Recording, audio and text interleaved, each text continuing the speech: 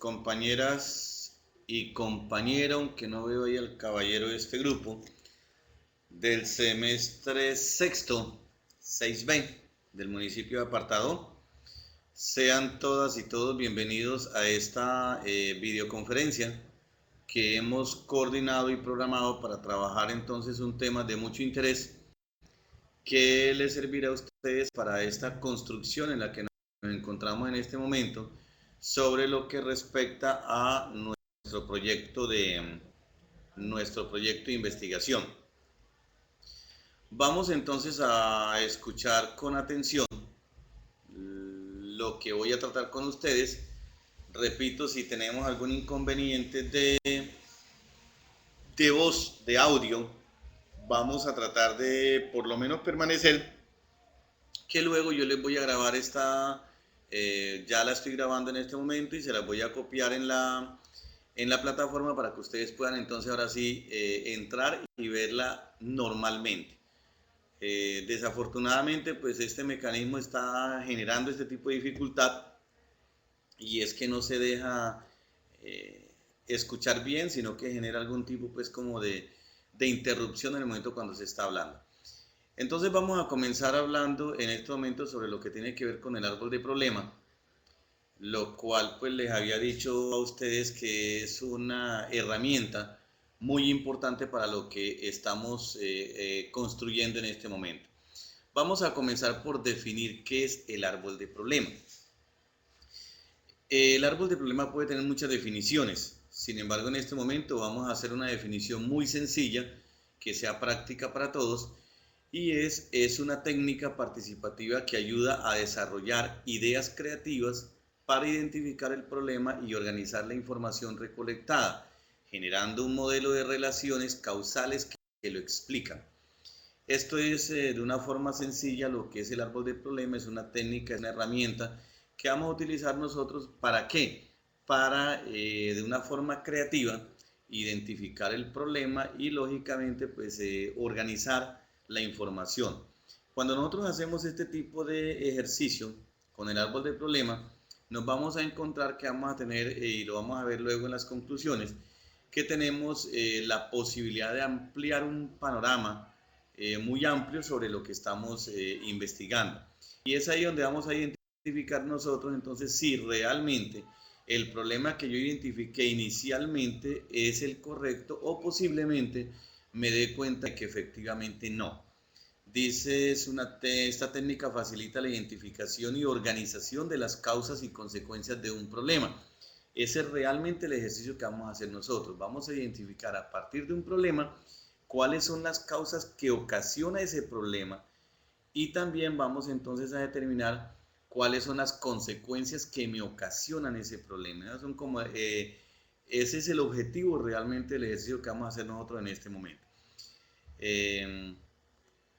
Vamos entonces a mirar desde la representación de un árbol, cómo es que lo representamos y por qué decimos nosotros que esto es un árbol de problema, porque pues esa categoría. Para ejemplificarlo le he colocado entonces este árbol en el cual podemos nosotros darnos cuenta de que existen tres aspectos que se pueden visualizar. Las causas, que son las que están en la raíz o en las raíces del árbol, el problema, que lo encontramos en el tronco o en el tallo, y finalmente los efectos, que lo vamos a encontrar entonces en la parte del follaje del árbol. Y esto pues si ustedes analizan tiene una estrecha relación. Si existe unas raíces que estén nutriéndose bien y que no tenga ningún inconveniente, pues entonces lógicamente no va a haber ningún problema en el tallo o en el tronco y lógicamente vamos a tener un follaje muy hermoso como lo muestra este árbol. Si por el contrario poseemos entonces problemas en las raíces, vamos a tener un tallo que no va a estar muy nutrido, muy fuerte, y por lo tanto entonces el follaje no va a ser el mejor. Esa es como la relación y eso es más o menos lo que vamos a tratar con el ejercicio que vamos a hacer. ¿Cómo construimos el árbol de problema? Inicialmente seleccionamos un problema central teniendo en cuenta los siguientes aspectos. Uno, se define como carencia o déficit. Es decir, es lo que realmente estamos encontrando nosotros que existe, por lo tanto eso es lo que vamos a definir. Segundo, se presenta como un estado negativo. Lógicamente no puede haber un problema en estado positivo, sino que es un estado donde hay una falencia, donde hay una carencia, donde falta algo, por lo tanto se presenta en un estado negativo. Es una situación real y no teórica. Aquí se hace pues una aclaración muy completa y es no podemos hablar de un supuesto problema, tenemos que hablar de un problema real. Por eso cuando en algún momento le decía en la sesión, ustedes en este momento pueden tener ya definido el problema. ¿Qué necesitamos? Ir a la institución y verificar de que ese problema en realidad sí existe y que no sea que yo me lo esté suponiendo y cuando yo vaya a hacer las respectivas averiguaciones de las encuestas o entrevistas, me voy a dar cuenta con que ese problema no existe. Entonces, lógicamente, allí vamos a tener problema. Se localiza en una población objetivo bien definida. Es decir, eh, no podemos hablar, no podemos hablar de una población que yo me suponga, sino que realmente cuando la voy a hacer, yo tengo que pensar en que existe una población objeto sobre la cual yo voy a trabajar y no una población que yo me imagine. Entonces, esa es otra de las aclaraciones que hago bien interesante. Y finalmente no se debe confundir con la falta de un servicio específico. ¿Qué quiero decir con esto? Hombre, que se me fue la energía por un día completo. Me habían informado que se iba y toda la cosa. Eso no es un problema. Diferente es que la energía se vaya todos los días a una hora inesperada y eso se me convierte a mí entonces en que se me dañan los insumos o lo que tengo refrigerando o bueno, cualquier otro tipo de problema que se me esté generando en la casa. Entonces ahí se convierte en un problema, pero no es la falta de un servicio en un momento específico. Vamos a mirar algo que me parece interesante y es que lo tengamos en cuenta cuando vamos a redactar un problema. Y esto es una recomendación que les hago. Es incorrecto decir, por ejemplo, falta de buena crianza a los hijos, porque eso realmente no sería un problema, es decir, no estaría bien definir un problema de esa manera, especialmente utilizando la palabra falta. Pero yo sí es correcto decir que existe maltrato infantil en la familia. Entonces, esto sí efectivamente se puede considerar como un problema. Miren entonces la diferencia que hay entre las dos. Acá estoy hablando de una falta y aquí estoy hablando de realmente lo que pasa, es decir, hay maltrato infantil en la familia. Sobre esto vamos a trabajar. Sobre esto vamos a trabajar y sobre esto vamos a hacer el ejercicio. Sé, Tatiana, que hay la preocupación por el audio, pero ya les dije, vamos a estar atentos a ir viendo las diapositivas que voy presentando y luego entonces ustedes van a tener la posibilidad de ver este video completico desde la plataforma y ahí sí entonces lo van a escuchar a la par de que va pasando la presentación. Ah, bueno, Nidia está escuchando perfecto, ok. Miren, ¿cuál es el procedimiento entonces para elaborar el árbol de problema? Primero, formulamos el problema central, que es lo que cada uno de ustedes tiene en este momento ya elaborado para el proyecto, lógicamente, que estamos abordando. Segundo, identificamos los efectos, es decir, sobre ese problema que tenemos, no solamente decimos, listo, existe este problema, no, vamos a ver qué efecto me genera a mí ese problema. Y ese es el primer análisis que vamos a hacer. Verificamos la importancia del problema, lógicamente, cuando identificamos los efectos. Analizamos las interrelaciones de los efectos, es decir, encontramos 3, 4, 5, 8, 10 efectos que me genera ese problema. Entonces buscamos qué interrelación existen entre ellos, porque es posible que al yo tener muchos efectos pueda reducirlos fusionando un efecto con otro y de esa manera pues entonces lógicamente me van a disminuir, pero queriendo decir que voy a continuar con la misma cantidad de efectos. Cuarto, identificamos las causas del problema y sus interrelaciones. Así como identificamos los efectos que me genera ese problema, voy a identificar cuáles son las causas que me propician ese problema. Y eso es supremamente importante.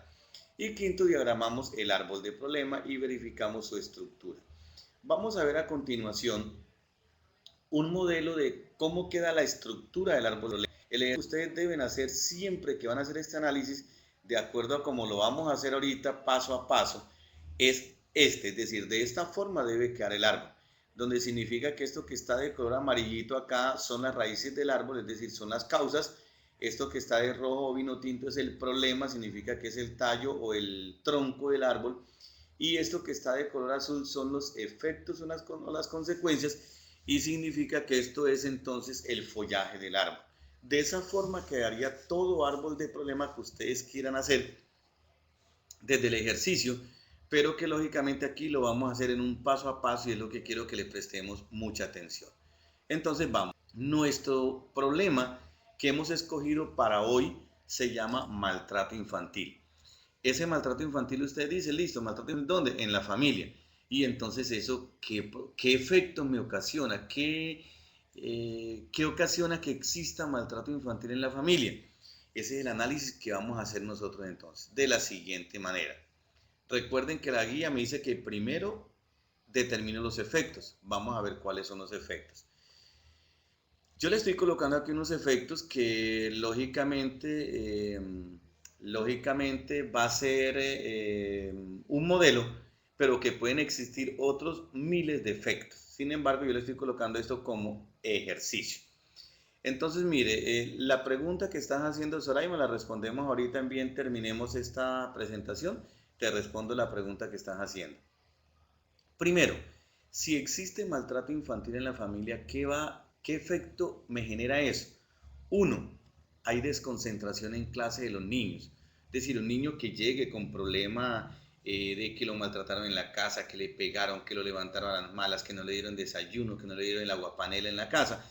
Ese muchacho llega al colegio y lógicamente va a estar desconcentrado porque él va a estar pensando en qué va a pasar cuando llegue nuevamente a la casa. Entonces, eso genera desconcentración.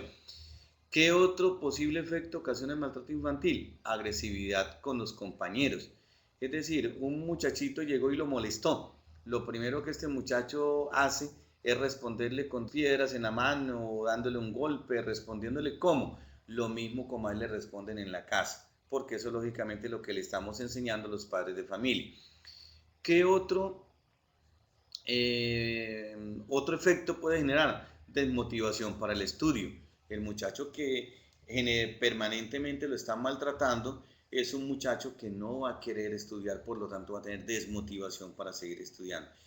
Pero miren, aquí no terminan los efectos, estos son los efectos primarios que yo estoy colocando, pero pueden existir unos efectos secundarios, es decir, lo que esos efectos me generan o me ocasionan. Y este es un análisis un poco más profundo. Entonces, cuando yo digo que un estudiante tiene desconcentración en clase, ¿qué me puede ocasionar eso y qué efecto puede generar? Uno, bajo rendimiento académico. Lógico, un muchacho que esté desconcentrado es un muchacho que académicamente no le va a ir muy bien, pero también me va a generar conflictos en el aula. Es decir, un estudiante que no esté concentrado es un estudiante que no está prestando la atención al profesor, pero que sí va a estar muy pendiente para generar indisciplina. Entonces eso va a generar lógicamente conflictos en el aula. De igual manera, el efecto de agresividad con los compañeros, hacia dónde me puede conllevar eso. Es una razón, repito, pueden haber muchas otras razones, pero un efecto secundario puede ser ingreso a pandillismo. Es decir, yo comienzo siendo agresivo, comienzo pegándole a los compañeros, luego entonces me hago amistad con otro de la calle que también hace lo mismo y resulta que ese de la calle entonces integra una pandilla. Entonces poco a poco me motiva y finalmente yo termino entonces metido en la pandilla de esos compañeritos justamente por este acto de agresividad que viene como producto del maltrato infantil. El efecto de desmotivación para el estudio. ¿Qué efecto secundario me genera? Inasistencia frecuente.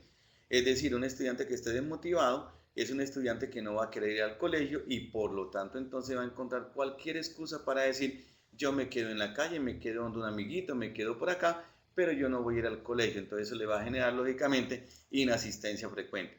Si yo quisiera encontrar otro efecto terciario a esto, ¿qué me genera entonces la inasistencia frecuente? Por ejemplo, pérdida del año.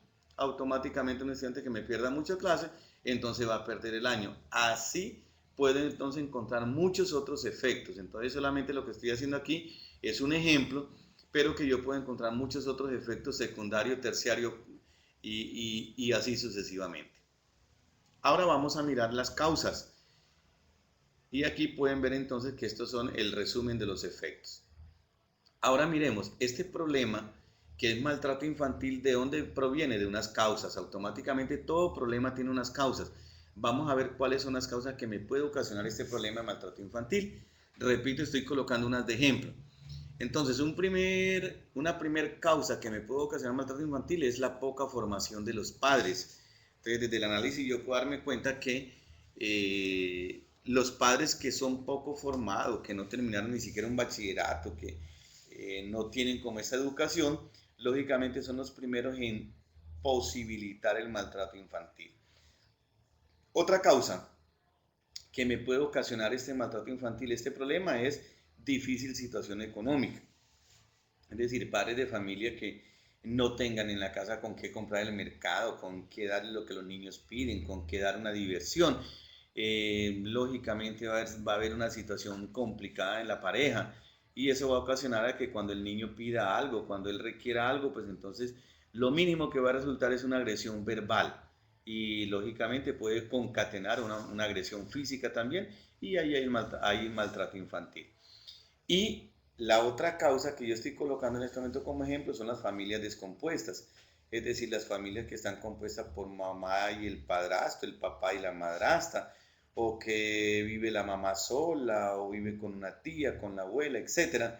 Esas familias descompuestas lógicamente generan maltrato infantil porque la comprensión de una pareja que ya no es el núcleo normal, eso va a generar este tipo de inconvenientes. Pero estas causas, mucha atención, también tienen unas causas secundarias que originan estas. Entonces ahí es donde se vuelve interesante porque cada vez más vamos a encontrar más causas y entonces vamos a tener un conocimiento pleno de todo lo que yo realmente quiero investigar. Entonces, ¿cuál sería una causa secundaria de la poca formación de los padres? Uno, necesidad de trabajar a temprana edad. Por ejemplo, una pareja de adolescentes que se enamoraron mientras hacía séptimo, octavo, finalmente resultó un embarazo por ahí de los jueguitos, entonces ya tienen que unirse para poder entonces responder por este compromiso. Eso significa entonces que ese muchacho, esa muchacha no estudió más, por lo tanto hay poca formación. Entonces mire que la poca formación, ¿de dónde puede provenir? De la necesidad de trabajar a temprana edad. Es una razón, pero yo también puedo decir que puede provenir de la crianza de los padres, de la educación de los padres, porque los padres entonces, como no fueron educados, dijeron que ellos tampoco necesitaban educarse, y así sucesivamente. O sea, pueden haber muchas causas secundarias y terciarias aquí. La difícil situación económica, una causa secundaria posible puede ser las pocas posibilidades de empleabilidad. Es decir, hay poca posibilidad de empleo, entonces lógicamente ocasiona que haya una difícil situación económica porque lógicamente el papá o la mamá será uno de los dos que trabaje, pero ese que trabaja posiblemente ni siquiera trabaja todo el tiempo, sino que apenas trabaja 1 o 2 días a la semana, entonces lógicamente genera esta situación económica. Y las familias descompuestas, ¿cuál sería la causa que la genera? Una de ellas, la prostitución generalizada. Lo estoy colocando aquí como ejemplo y ustedes más que yo saben pues que eso es común en este momento de las familias que las parejas se separan, bien sea porque la mujer se enamoró de otro, porque el marido, el hombre se enamoró de otra. Entonces, lógicamente, esto genera la descomposición familiar. Entonces, si ustedes observan, mire que es un análisis sencillo que estoy haciendo en este momento, desde un ejercicio práctico y sencillo, que si yo lo quisiera hacer más profundo, entonces yo me voy a seguir encontrando causas terciarias aquí y todas las subsiguientes que yo quiera encontrar, lógicamente de la concepción que tenga yo y de la vivencia que tengo pues en el ámbito donde yo me esté desenvolviendo. Entonces, si ustedes observan de una forma sencilla, aquí tengo las raíces del árbol que son las causas, aquí tengo el tronco del árbol que es el problema Y aquí tengo entonces el follaje del árbol, que son los efectos o las consecuencias que se generan. Miremos algunas conclusiones. Dos conclusiones básicas quiero compartir con ustedes en este momento. Una primera conclusión: hacer el ejercicio de construir el árbol de problema genera una ampliación y reconocimiento de todo el panorama que rodea el tema de investigación a abordar. Es decir, cuando ustedes hagan este análisis, ustedes van a poder dar cuenta que conocen una gran parte del proyecto que ustedes van a implementar. Y cualquier pregunta que ustedes se le haga, usted va a tener forma de responderle. Mientras que usted solamente formuló un problema porque se le ocurrió y no hizo esta cantidad de análisis, entonces lo más seguro es que usted va a tener poca posibilidad de tener herramientas para defenderse cuando le hagan algún tipo de pregunta. Y una segunda conclusión conlleva a identificar que lo que en un principio definimos como problema se convierte en una causa o en un efecto, por lo tanto se cambia la investigación. Quiero colocarles un ejemplo en este sentido. Posiblemente a esto que yo le estoy colocando como problema, que se llama maltrato infantil, lo más seguro es que usted está trabajando un proyecto que no se llama maltrato infantil el problema, sino que digamos que el nombre se llama bajo rendimiento académico de los niños de grado primero de la institución educativa X. Yo voy a comenzar a hacer el análisis de ese problema que se llama bajo rendimiento académico, y si ustedes analizan rápidamente, una causa del bajo rendimiento académico puede ser el maltrato infantil. Entonces mire que lo que para este grupo el maltrato infantil es el problema, para otro grupo donde el problema es el bajo rendimiento, entonces el maltrato infantil se convierte en una causa. Así lo mismo pudiera convertirse en una consecuencia o en un efecto. Entonces, como realmente el ejercicio sencillo que nosotros hacemos y que yo quería compartir con ustedes entonces en este momento, en esta corta presentación, como les dije, de unos 20-25 minutos aproximadamente. En este momento he terminado la presentación. Ahora sí, entonces, si hay alguna pregunta, alguna inquietud, la puedo escuchar y luego procedemos entonces a la segunda parte de esta presentación, de esta videoconferencia, que tiene que ver entonces con el estudio o el análisis de cómo nosotros podemos entonces hacer el... Efectivamente, Eliana, sí, yo voy a copiar esto y ustedes van a poderla entonces escuchar correctamente luego. Bueno, ahorita me preguntaba Soraima, tengo una pregunta con relación a lo que planteabas, que es incorrecto poner falta de. Especialmente, Soraima, cuando nosotros hablamos de falta de, es una palabra no usual para utilizarla en este caso de problemas. ¿Por qué? Cuando tú dices falta de, puede ser una situación que es muy esporádico. Entonces, listo, hoy yo puedo decir falta de energía eléctrica en el municipio de Apartadó, pero mañana ya hay. ¿Será que eso es entonces un problema? Eso no es un problema. Yo puedo decir, por ejemplo, falta de afecto a los niños en la casa. Eso puede ser un problema, que una situación que duró un día, 2 días, un mes, pero luego ya los padres de familia comenzaron a brindarle afecto a los niños. Entonces en ese caso ya dejó de ser un caso particular, por lo tanto entonces no es un problema.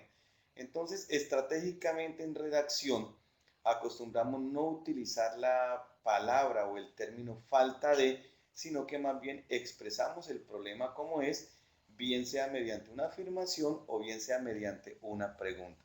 No significa que algunos casos específicos lo podemos trabajar, sí lo podemos trabajar, sino que es que no lo recomiendo, porque es posible que podamos cometer algún error en el momento cuando lo utilicemos. Pero hay algunos momentos que específicamente sí se podrá indicar. Bueno, ahora sí, entonces no sé si hay alguna otra pregunta con respecto a este tema que estamos trabajando sobre árbol de problema. Las escucho, escriben por si lo pueden escribir o lo pueden hablar. En este momento sí, quien tenga micrófono le puedo activar el micrófono para que si alguien quiere hablar, entonces la podemos escuchar todos.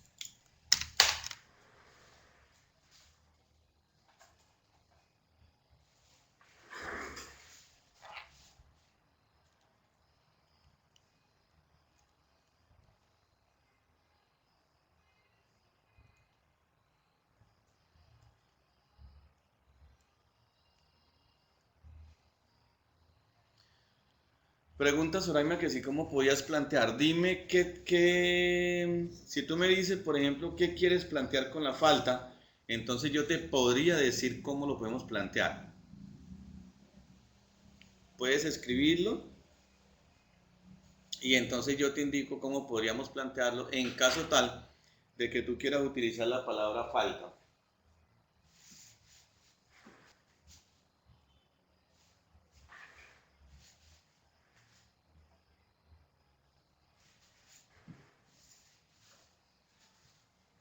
Bueno, recuerden a todas que estamos en este momento en opción de preguntas para que pasemos entonces al segundo momento. Sara me dice, falta de acompañamiento de los padres de familia en los procesos educativos de los niños de primer grado de una institución.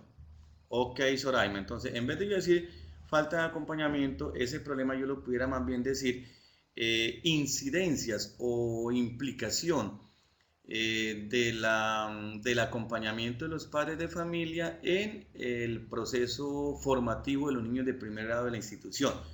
O lo puedo decir, incidencia del acompañamiento de los padres de familia en el rendimiento académico de los niños de grado primero. O lo puedo decir también, implicación del acompañamiento de los padres de familia en el comportamiento de los niños de grado primero. Mira que puedo sacar varios problemas desde allí o varios nombres de investigación a partir de eso que tú me estás diciendo. Entonces, y con eso evitamos decir falta de acompañamiento de los padres de familia, porque si tú dices falta de acompañamiento de los padres de familia, entonces la pregunta es, ¿qué es lo que vas a averiguar? ¿Qué es lo que vas a investigar? Ya tú sabes que hay falta de acompañamiento de los padres de familia, entonces, ¿qué vas a averiguar? No hay nada por averiguar. Pero si tú dices la incidencia del acompañamiento de los padres de familia en el rendimiento académico, ahora sí vas a averiguar en qué interfiere o cómo afecta el acompañamiento de los padres de familia en el rendimiento académico o en el comportamiento de los niños. Espero haber sido claro, Soraima, con lo que estoy diciendo.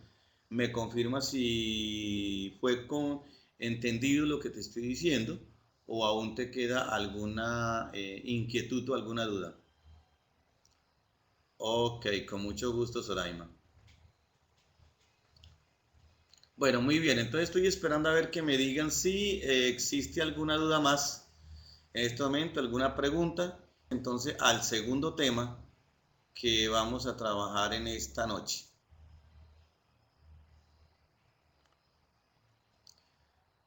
Claro que se evidencia el problema para los estudiantes o se hace antes para no condicionar la respuesta. A ver, Diana dice, en el momento de analizar el problema se presentan diferentes causas y efectos. ¿Cuánto serían lo ideal para plantear en el anteproyecto para no tener tanta aglomeración? Eliana, yo pienso que no te podría limitar cuántos.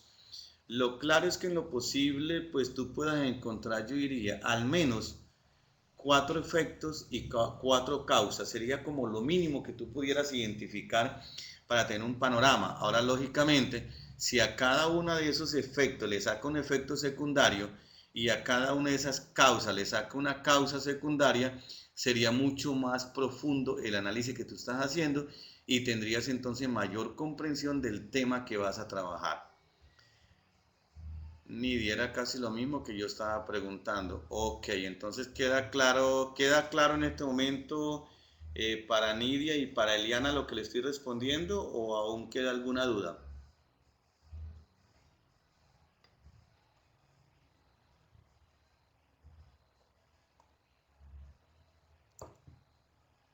Ok, muy bien.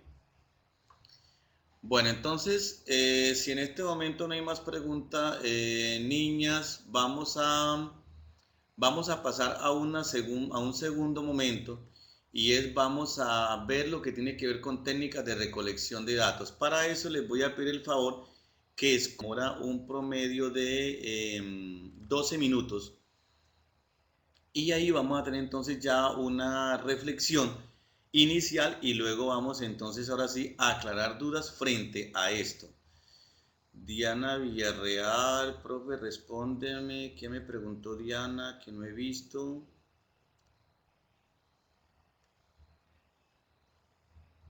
Diana, al momento de hacer las encuestas o entrevistas se debe dejar en claro o que se evidencie el problema para los estudiantes o se hace antes para no condicionar. Este ejercicio, Diana, debemos hacerlo nosotros antes de estar con las entrevistas, porque resulta que cuando tú vas a una entrevista, ya tú sabes cuál es el problema real porque ya le has hecho este análisis y tú vas realmente con una intencionalidad, es decir, qué es lo que tú quieres que te respondan y porque recuerden que nosotros tenemos que plantear o estar preparados para una intervención que la vamos a hacer en el séptimo como les he explicado. Entonces, ¿qué significa? Que, por ejemplo, cuando tú vas a averiguar, voy a colocar el ejemplo como lo que decíamos ahorita, implicaciones o incidencias del acompañamiento de los padres de familia en el rendimiento académico de los niños, y tú vas a encuestar a los padres de familia, vas a encuestar a los niños y vas a encuestar a los profesores, por ejemplo. Cuando tú vas a los padres de familia, tú debes saber o tener muy claro qué es lo que quieres saber de ellos. Entonces, por ejemplo, como estamos hablando de la incidencia del acompañamiento, entonces tú le preguntarías al padre de familia, por decir algo, en primer lugar, el tiempo que ellos acompañan a los niños, quién se encarga de ayudarle a hacer las tareas, eh, su concepto frente a si se le hace acompañamiento al niño, entonces cómo es su rendimiento académico, de qué depende el rendimiento académico, para preguntarse a los padres de familia, a todos. Entonces le coloca varias opciones de la dedicación del niño, el acompañamiento de los padres, de la idoneidad del profesor, para que el padre de familia pueda opinar al respecto. Y así sucesivamente. Entonces, cuando tú haces esta cantidad de preguntas, ¿qué es lo que estás haciendo? Estás buscando la forma de que el padre de familia te responda algo relacionado con que efectivamente tiene implicaciones o tiene incidencias el acompañamiento o no en el rendimiento académico de los niños. Entonces, efectivamente tu pregunta es, primero hay que hacer esto antes de tener las encuestas listas o tener muy claro lógicamente el problema. Espero, Diana, que haya quedado clara la aclaración que te hago. Me dice Navi que no está escuchando nada.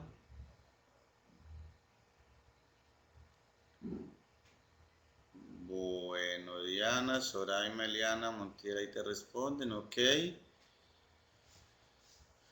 Vamos a ver qué nos está escribiendo Diana para entonces pasar a la segunda parte de esta presentación.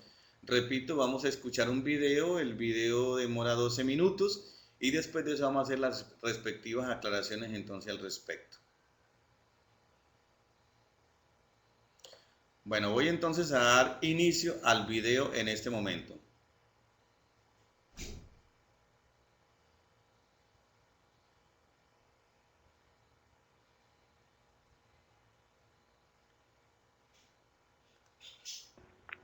Técnicas, instrumentos, ¿para qué? ¿Y por qué? En la investigación. Toda investigación es necesario llevar a cabo la Técnicas, instrumentos, ¿para qué? ¿Y por qué? En la investigación. Toda investigación es necesario llevar a cabo la recolección de datos. Es por ello que existen las técnicas e instrumentos. Técnicas e instrumentos de recolección de datos, con sus facilitadoras Cordero Amaranta y Machado Edith. Técnicas. Se entiende como el conjunto de reglas y procedimientos que le permiten al investigador establecer la relación con el objeto o sujeto de investigación. Instrumentos. Es el mecanismo que utiliza el investigador para recolectar y registrar la información. Datos. Son el conjunto básico de hechos referentes a una persona o cosa, y las mismas se convierten en información cuando su creador les añade significado. Información se describe como un mensaje normalmente bajo la forma de documentos o algún tipo de comunicación audible o visible. Tiene relevancia propia y propósito. Las técnicas propias del paradigma cuantitativo son la observación, la encuesta y las entrevistas. A continuación, veremos cada una de ellas.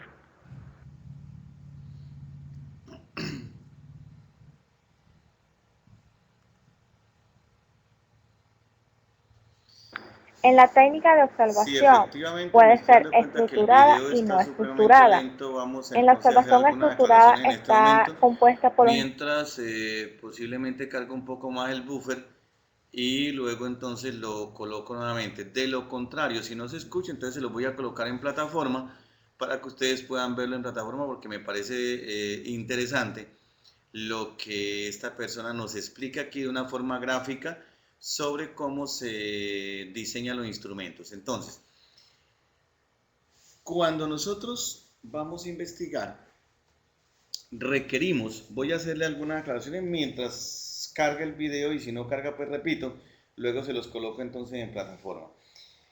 Cuando nosotros vamos a investigar, lógicamente necesitamos recolectar una información. Esto le hemos llamado instrumentos para recolectar información. ¿Qué significa entonces? ¿Y cuáles son estos instrumentos? Esos instrumentos lo hemos llamado entonces nosotros, bueno, existe un instrumento y existen unas técnicas, como en este momento lo estamos viendo en pantalla del video. Esas técnicas entonces son, lógicamente, estaríamos hablando de la técnica de entrevista, estamos hablando de la técnica y estaríamos hablando de la técnica de observación. Para esa técnica no confundamos instrumentos de recolección de información con técnicas de recolección de información. Entonces, sobre la técnica de investigación yo utilizo un instrumento. ¿Cuál es el instrumento entonces que utilizo para una encuesta o para una entrevista? Un cuestionario. Entonces mire cómo varía. El cuestionario, esto es esa serie de preguntas que yo hago para formularle a quien voy a encuestar o quien voy a entrevistar. Y el instrumento, perdón, y la técnica que estoy utilizando entonces se llama entrevista o se llama encuesta. Eso es lo primero. Lo segundo, cuando nosotros vamos entonces a hacer este ejercicio con con las personas, y fue pues lo que intentamos hacer el sábado anterior y que desafortunadamente pues no encontré como la respuesta total de ustedes y que solamente algunos grupos hizo esta actividad, es qué características o qué actitud debo tener yo en el momento cuando voy a hacer esta encuesta. Primero, yo debo tener muy claro la seguridad. Seguridad, y esa seguridad me la da la preparación que yo tenga. Es decir, que no solamente es yo diseñar las preguntas, sino yo prácticamente aprenderme esas preguntas de memoria. Entonces, recomendaciones para la entrevista de encuesta. Primero, identificar de acuerdo a al tipo de investigación que ustedes estén planteando a quiénes van a investigar, a quiénes van a encuestar, a quiénes van a entrevistar. Eso significa entonces que de acuerdo a lo que ustedes determinen allí, entonces vamos a diseñar, ahora sí, las preguntas. Recomendación para cada uno de los que vamos a encuestar o entrevistar, como les había dicho, mínimo 10 preguntas. Y esas 10 preguntas deben estar tan direccionadas y no debemos gastarla preguntando cositas tan sencillas como por ejemplo el nombre, dónde vive, con cuántos vive, aunque en algunas investigaciones eso es necesario, sino más bien hacer preguntas que realmente lo conlleven a usted a encontrar la respuesta que quiere para su investigación. Entonces tendremos en cuenta ese. Ahora, las preguntas que ustedes hagan deben estar debidamente intencionadas. Por ejemplo, como les decía ahorita, si vamos a hablar de lo que nos planteó Soraima, entonces yo diría, listo, para ese tipo de investigación yo debo encuestar a padres de familia, debo encuestar a estudiantes y debo encuestar a docentes. Habrán preguntas que yo las debo hacer, no la misma, pero sí con la misma intención y hacérselo a los tres, de tal manera que yo pueda confrontar las respuestas y decir, bueno, es que para el padre de familia dice esto, mientras que para el estudiante es esto y para el docente es esto. O por el contrario, yo poder decir, Wow, es que todos responden lo mismo, lo que significa entonces de que el problema sí efectivamente está allí y sobre eso es que voy entonces a trabajar. En este momento lo del video está detenido Nermi. La idea es que le estoy explicando yo sé que lo más seguro está escuchando entrecortado, pero entonces luego que yo termine de hacer esta explicación, entonces intentamos colocar el video nuevamente. Ya ahí está llenando el buffer, pero lo está llenando realmente muy lento, muy despacio. Entonces miraremos a ver si es posible que alcance a llenar para escuchar y repito, de lo contrario entonces lo estaría colocando en la plataforma. Entonces les decía, mínimo 10 preguntas, preguntas intencionadas, preguntas que se correlacionen unas con otras, es decir, de acuerdo a la población que usted va a encuestar, entonces las preguntas tengan cierta relación para que lo conlleve a lo que usted realmente quiere lograr. Si usted lo que está haciendo es, y voy a seguir con el ejemplo que tenemos aquí en este momento de Soraima, saber cuál es la incidencia del acompañamiento de los padres de familia en el rendimiento académico, entonces lógicamente yo a todos tengo que preguntarle preguntas, como por ejemplo, al papá le pregunté entonces, ¿cómo considera usted que incide, por decir algo, o que tiene que ver el acompañamiento suyo en el rendimiento académico? Ya él va a responder en algo, mucho, algunas veces, no sé, ya usted coloca la condición de lo que él quiere que le responda. Pero al niño le va a preguntar algo parecido también, como que diga, ¿cree usted que si sus papás lo acompañan a hacer las actividades, usted tendría mejor rendimiento académico? Mire que la pregunta es diferente, pero va intencionada hacia la misma, hacia el mismo objetivo. Y al profesor que le va a preguntar, ya lógicamente, pues, señor docente y toda la cosa, ¿cree usted que los niños que tienen acompañamiento académico, acompañamiento de los padres de familia, tienen un mejor rendimiento académico? Y ahí el profesor va a decir sí o no, o en sí, o usted la puede preguntar de otra manera, pero que lleve esa misma intención. Entonces, mire que el mismo objetivo de una pregunta la estoy haciendo a las tres poblaciones, al papá, al hijo y al docente, de forma diferente la pregunto, pero que me conllevan a la misma respuesta sobre lo que yo quiero saber. Entonces, eso se llaman preguntas intencionadas, es decir, yo la hago para que me respondan algo muy parecido, que es lo que yo quiero entonces saber en ese momento y sobre lo cual entonces voy a trabajar. Eso entonces con relación a las preguntas. De igual manera, entonces, estas preguntas lógicamente tienen que ser claras, tienen que ser comprensivas. Yo insisto en que cuando ustedes vayan a hacer entonces la pregunta, por decir algo al niño, sea una pregunta que el niño la entienda, que el niño la comprenda, no que realmente el niño sepa qué le está preguntando usted. Cuando hago una pregunta, entonces ubíquese en el contexto del niño y hágase de cuenta pues que usted está hablando con el niño de tú a tú para hacer esto. Recomendación para los niños no debe ser encuesta, debe ser entrevista. Y esa entrevista usted primero lo que tiene con el estudiante o con el niño es que ganarse la confianza de él para que el niño lógicamente le responda lo que usted quiera. Porque si usted no se gana la confianza, el niño va a tener temor y no va a tener la posibilidad de hablar con confianza y hablar claramente. Entonces es como la primera recomendación cuando hablamos de los niños. Me pregunta Diana que si pueden ser preguntas cerradas y abiertas a la vez. Sí, Diana, por tratarse de una investigación de carácter social, deben tener de las dos o en lo posible pueden ser abiertas todas porque lo que se busca es, de tratar de investigación cualitativa, lo que se busca es que ellos respondan de forma abierta.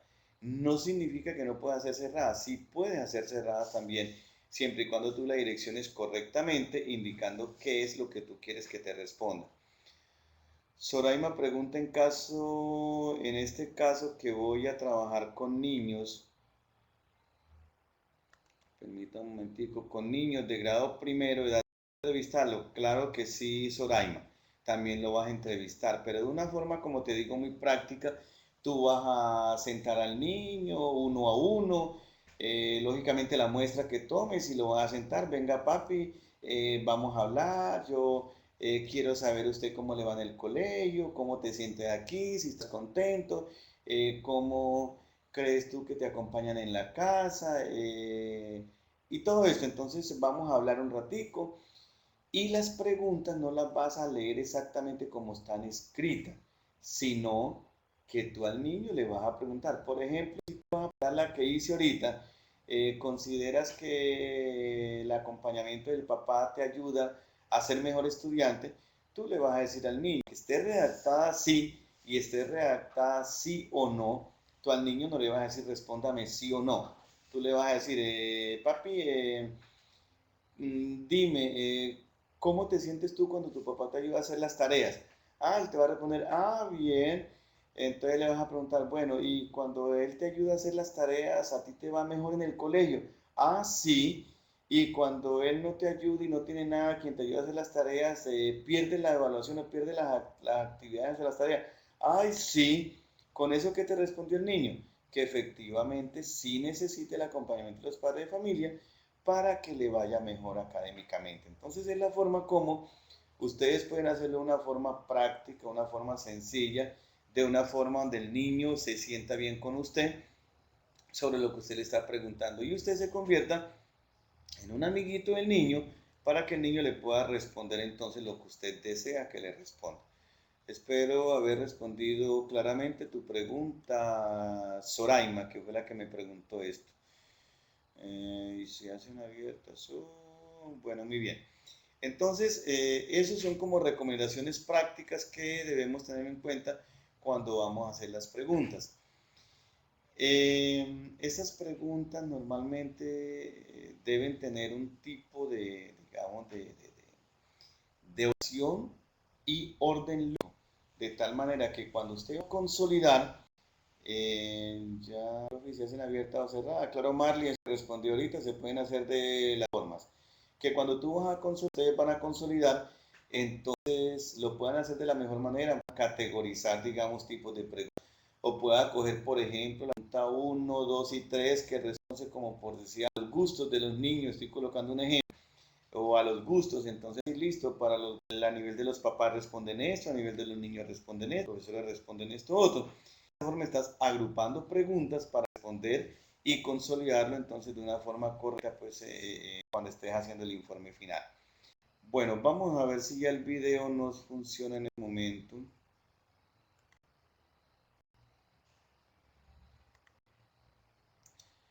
Permítame un momentico, es que no sé por qué no nos quiere.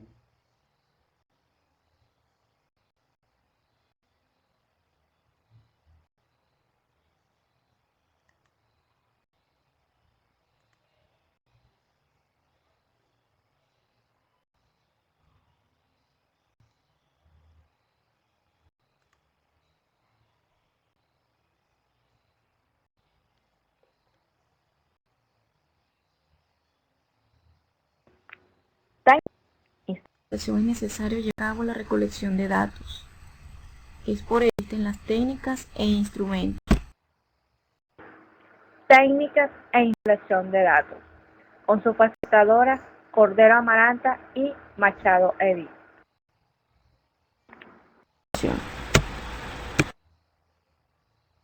Es necesario llevar a cabo la No, recolección de realmente el datos. video no quiere funcionar en Es este por momento, ello que muchachas. existen las Entonces yo lo técnicas que voy e a hacer es que ese video se instrumentos. lo voy a colocar en la plataforma Con su para que ustedes lo puedan facilitadora entonces Cordero ver Amaranta y y eso les ayuda Machado. mucho a terminar de comprender lo que es Técnica. el Se entiende concepto, el conjunto de reglas el y concepto procedimientos de que le los permiten al instrumentos y investigador técnicas para establecer las recolección de información. técnicas e Diana me instrumentos pregunta, de recolección. se puede hacer que Diana? Las preguntas abiertas y cerradas, me imagino. Diana, está mejor en plataforma.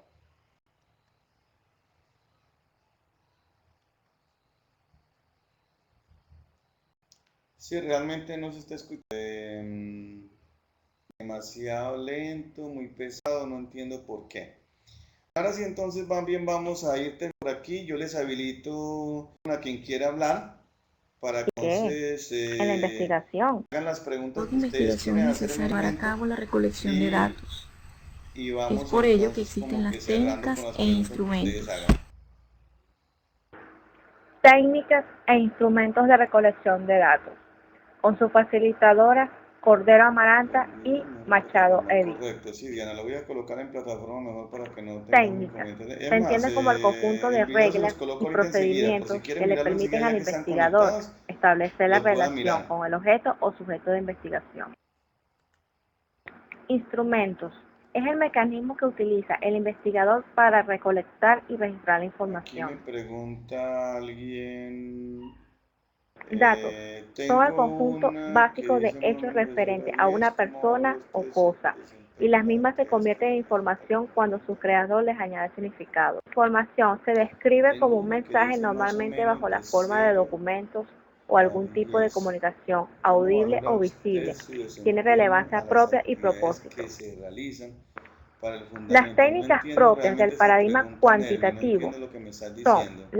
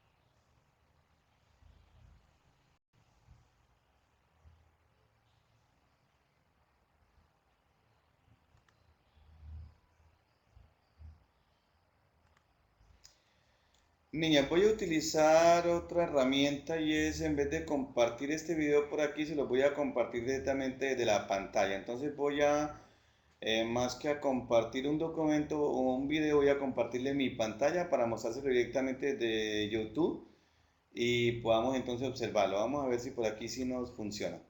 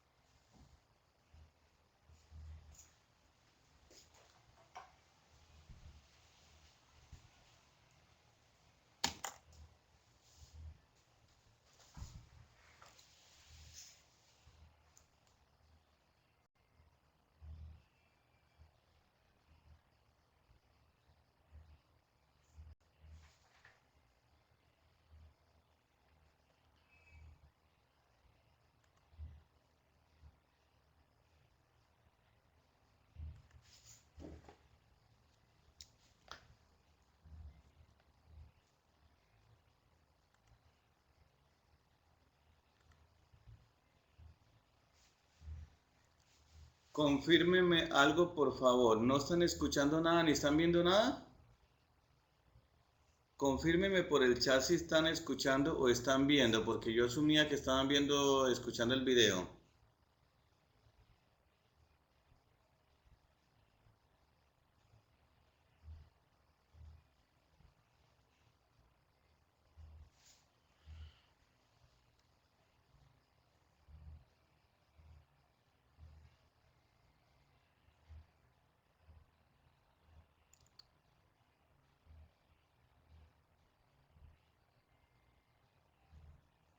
Confírmeme por favor, muchachas, si sigue viendo el video, porque yo en este momento lo terminé de suspender, pero quiero saber si sí lo están escuchando.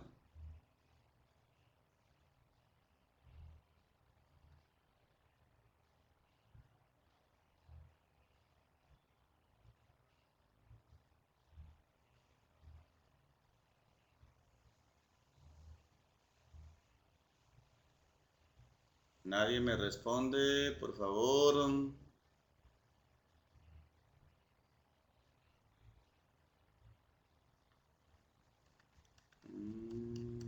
Ya. Se ve pero no se escucha. Maricruz, pero no estoy escuchando. Bueno, es una cosa, que no es una cosa. Entonces yo les voy a copiar ahorita el video en la plataforma para que ustedes lo puedan ver desde plataforma entonces. Entonces, siendo así, vamos cerrando en este momento compartido.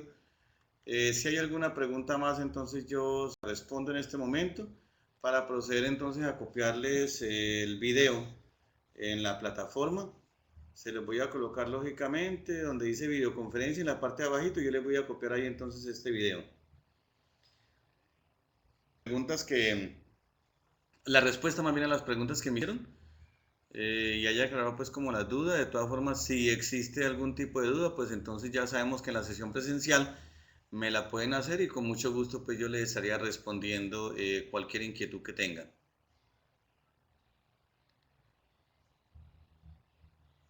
Si no es más y si no hay más preguntas, pues entonces yo pienso que vamos dando por terminada en este momento la reunión que nos corresponde por el día de hoy. Les agradezco mucho a toda la asistencia, la puntualidad, a las personas que estuvieron muy puntuales. Hubo 4 que estuvieron inicialmente muy puntualitas antes de las 6:30. Entonces les agradezco la puntualidad y tengan entonces como las preguntas que vayan surgiendo para la próxima sesión para que aclaremos entonces todas las dudas que haya. Eh, bueno, me está preguntando Cindy sobre la fecha de las entrevistas. La subida de la entrevista es para hoy a las 12. Listo, bueno, confirmo. Entonces les voy a cambiar esa fecha de la entrevista para el martes, de tal manera que ustedes tengan tiempo pues como de replantear de acuerdo al videíto que vean ahorita y de acuerdo a lo que aclaramos, de reorganizarlas y entonces que las monten para el día martes. ¿Estamos de acuerdo? ¿Me confirman si están de acuerdo que sea para el día martes? Ok. Bueno, listo.